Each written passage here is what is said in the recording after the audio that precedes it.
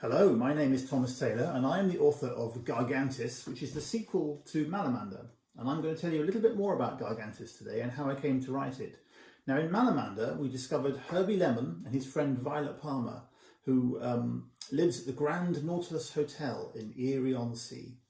Now we come back to Erie-on-Sea for Gargantis. This time, a terrible storm is attacking the town, a storm out of legend, a storm in which there might be something a little more monstrous going on than you'd expect from bad weather.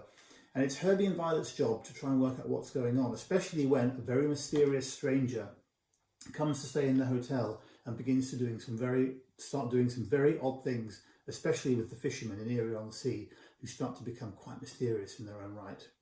And then during all this, while all this is going on, something incredible washes up on the beach.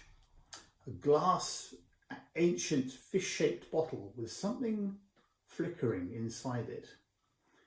And no one knows what to do with this bottle, but Herbie Lemon is entrusted with its care, and it's his job to try and find out what should be done with the bottle. And of course, it doesn't take long before Violet persuades him to open the bottle and let what's inside come out. And that's when all sorts of adventures begin. Now, I was inspired to write this story partly by living in a seaside town and being there all year round and seeing the terrible weather in the winter and watching the storms that come in over the sea in the winter and how amazing and magnificent they are. And you get the sense when you look up into these storms that there's something up there in the clouds.